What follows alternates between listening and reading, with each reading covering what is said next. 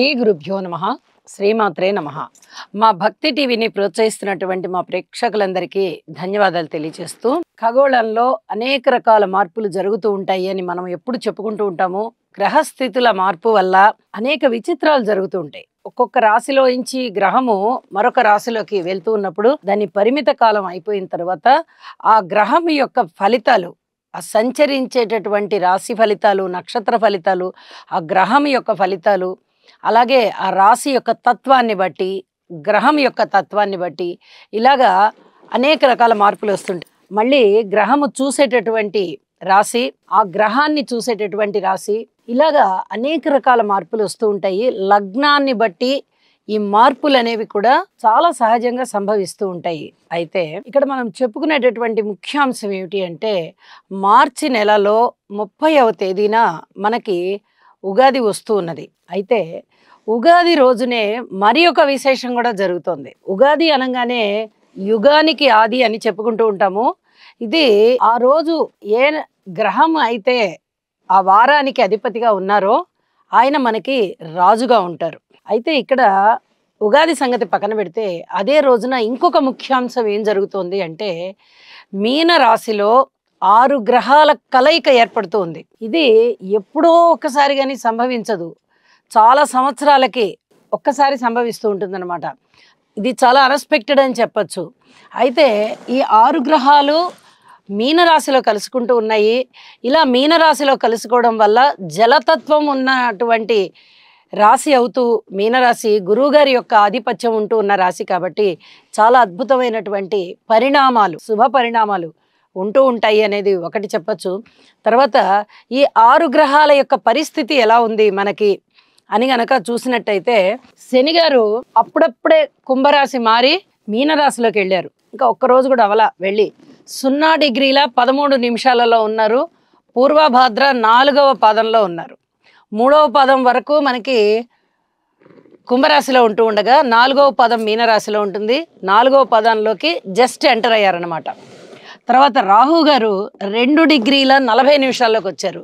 ఇంకా అతి కొద్ది కాలంలో మీనరాశి దాటిపోయి కుంభరాశిలోకి వస్తారు వారు.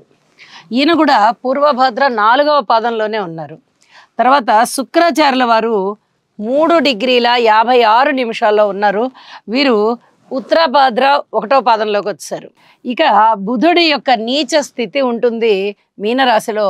వీరు 5 డిగ్రీల 19 నిమిషాల్లోకి సంచారం చేస్తూ ఉన్నారు. ఆ టైంకి ఉత్తరాభాద్ర 1వ పాదం అవుతుంది. ఇక రవి గారి యొక్క స్థితి 16 డిగ్రీల 16 నిమిషాల్లోకి వచ్చారు. వీరి కూడా ఉత్తరాభాద్ర 4వ పాదంలోకి వచ్చారు.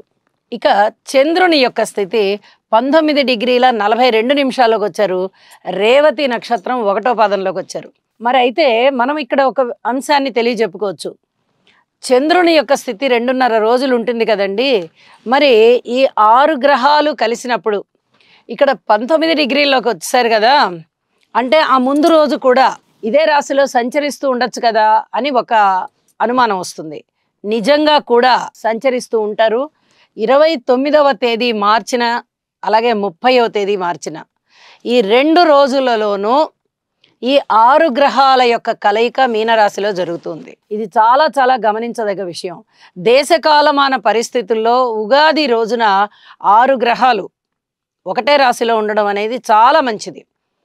ఎందుకంటే షష్టం అంటే 6 గ్రహాలని అర్థం. అయితే చంద్రుడు ఏ రాశిలో ఉన్నారు? మీనరాశిలో ఉన్నారు.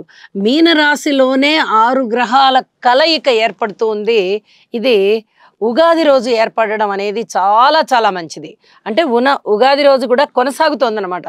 29వ తేదీన ఏర్పడినటువంటి చంద్రునితో సహా 6 గ్రహాలు 30వ తేదీన కూడా అలాగే కొనసాగుతున్నాయి. మరి 30 డిగ్రీలు దాటాలి కదా చంద్రుడు కూడా. కాబట్టి 2 రోజుల కాలము మీనరాశిలో ఉంటూ ఉన్న కారణం చేత 6 గ్రహాల యొక్క స్థితి మీనరాశిలో ఉంటూ ఉంది. ఆ రోజు చంద్రుని యొక్క స్థితి మనకి రవి గారితో కలిసి ఉండడం, అమావాస్య రోజు రవిచంద్రుల కలయిక జరుగుతూ ఉంటుంది. తర్వాత పాడ్యమి విధియ రోజున కూడా అది కంటిన్యూ అవుతుంది.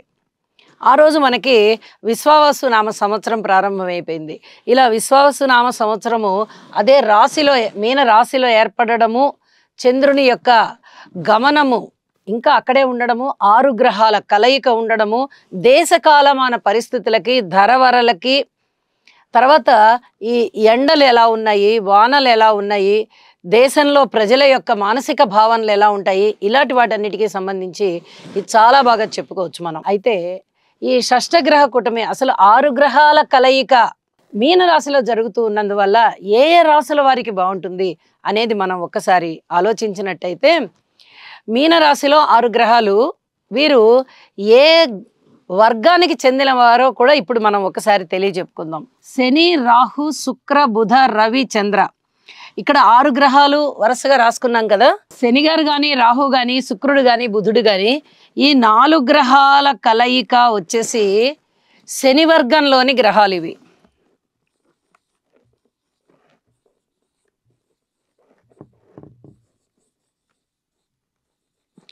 ఈ నలుగురు కూడా శని వర్గీయులు అవుతూ ఉండగా, రవిచంద్రులు ఇద్దరు గురువర్గీయులు.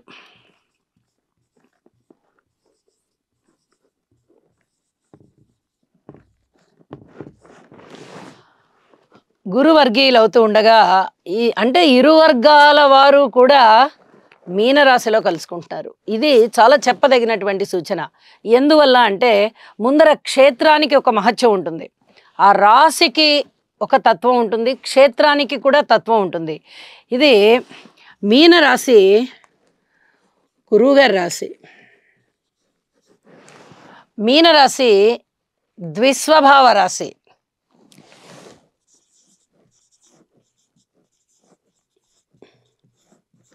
అలాగే మీనరాశి జలతత్వ రాశి. జలతత్వ రాశి అవుతూ ద్విస్వభావ రాశి అవుతూ దాని తర్వాత గురువుగారు అధిపతిగా ఉన్నారు. ఎప్పుడైనా సరే గురువుగారు అధిపతిగా ఉన్నప్పుడు ఆ రాశిలో ఉండేటటువంటి గ్రహాలు చాలా అనుకూలంగా అణకువగా ఉంటాయి, గురుతత్వానికి లోబడి ఉంటాయి. గురువు అంటే గురువే కదా. శత్రువర్గం వారైనప్పటికీ కూడా, అంటే శనిగారు కానీ, రాహు కానీ, శుక్రుడు కానీ, బుధుడు కానీ, ఈ 4 గ్రహాలు కూడా గురువుకి వ్యతిరేకమైన వాళ్ళు. వ్యతిరేకమైన వాళ్ళు అయినప్పటికీ కూడా ఒక గురుస్థానం అనగానే సరే గురువుగారు కదా, మనం ఎక్కువ విజృంభించి మన ఫలితాలను చూపించొద్దు అని చెప్పి తగు మోస్తరులో వాళ్ళ యొక్క విజృంభణ జరుగుతుంది. ఇది జ్యోతిష శాస్త్రంలోనే మనకి చెప్తూ ఉన్నారు. కాబట్టి శని వర్గీయులైనటువంటి శనిగారు కానీ, రాహు కానీ, శుక్రుడు కానీ, బుధుడు కానీ గురువుగారి యొక్క ఆధిపత్యం ఉన్నటువంటి రాశిలో ఉంటూ ఉన్నారు. అలాగే ద్విస్వభావ రాశి ఇది, అంటే 2 రకాలైనటువంటి ఆలోచనలు కలిగి ఉన్న రాశి. తర్వాత జలతత్వ రాశి, చాలా మృదువుగా ఉంటారు జలతత్వ రాశి వాళ్ళు. చాలా మృదువుగా, ప్రవర్తన అనేది చాలా మృదువుగా ఉంటుంది. అలాగే ఇది స్త్రీకి సంబంధించినటువంటి రాశి కూడా. అంటే జలతత్వము ప్లస్ చాలా మృదువైన తత్వము. ఇటు జలతత్వము మృదువైనదే, స్త్రీ గుణాలు కూడా మృదువైనవిగా చెప్పుకుంటాం. అత్యంత మృదువైనటువంటి రాశి, అంటే కఠినత్వాన్ని చూపించరు. అలాంటి రాశి లక్షణాలు ఉన్నటువంటి మీన రాశిలో 6 గ్రహాల యొక్క సంచారము ఈ విధంగా ఈ డిగ్రీలలో జరుగుతూ ఉండగా మనకి ఏ ఏ రాశుల వాళ్ళకి అద్భుతమైన ఫలితాలు ఉంటాయి అనేది ఇప్పుడు తెలియజెప్పుకుందాము. అద్భుతమైన ఫలితాలు అయితే ఖచ్చితంగా ఉంటాయి. వృషభ రాశి వారికి ఎలా ఉంటుంది? అస్సలు ఊహించని విధంగా వాళ్ళకి లాభస్థానంలో 6 గ్రహాలంటే ఇంకా అసలు మాటలైన విషయం కాదు. ఎప్పుడెప్పుడు రావాల్సినటువంటి రాని బాకీలు కానీ, అలాగే మీ వ్యక్తిత్వానికి సంబంధించి గౌరవ పురస్కారాలు పెరగడం కానీ, 10 మందిలో మంచి పేరు రావడం కానీ, మీ శక్తి సామర్థ్యాలు ఇనుమడించి ఏ పని చేపట్టినా అందులో విజయావకాశాలు వస్తూ ఉంటే మీకు అందరి యొక్క అభినందనలు, మీ పై అధికారుల యొక్క అభినందనలు, ఇవన్నీ చాలా బాగుండడం కానీ, ఇవన్నీ కూడా అత్యద్భుతంగా ఉండేటటువంటి పరిస్థితి. ఇంకా చెప్పాలి అంటే కుటుంబం బాగుంటుంది, కుటుంబంలో ఐకమత్యం ఉంటుంది, అన్నదమ్ముల యొక్క సహాయ సహకారాలు ఉంటాయి, ధనం ఉంటుంది, అన్ని రకాలుగాను మీరు సాహసోపేతమైన నిర్ణయాలు తీసుకుంటారు. మాతృవర్గ రీత్యా బాగుంటుంది, అలాగే కుటుంబ రీత్యా బాగుంటుంది, అలాగే ఆస్తి వృద్ధి విషయం బాగుంటుంది, సంతాన రీత్యా బాగుంటుంది, వివాహాది శుభకార్యాల రీత్యా బాగుంటుంది, దూర ప్రయాణాల రీత్యా బాగుంటుంది, పితృవర్గ రీత్యా బాగుంటుంది, ఉద్యోగ రీత్యా బాగుంటుంది, స్థాన చలనం అనుకూల స్థాన చలనం రీత్యా బాగుంటుంది. ఇంకా ఏమి కావాలండి?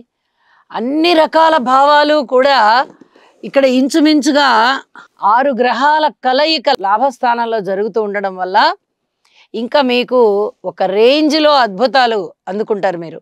అంత బాగుంటుందని చెప్పి తెలియజెప్పచ్చు. అయితే దుర్గా అమ్మవారి స్తోత్ర పారాయణాలు చెయ్యండి.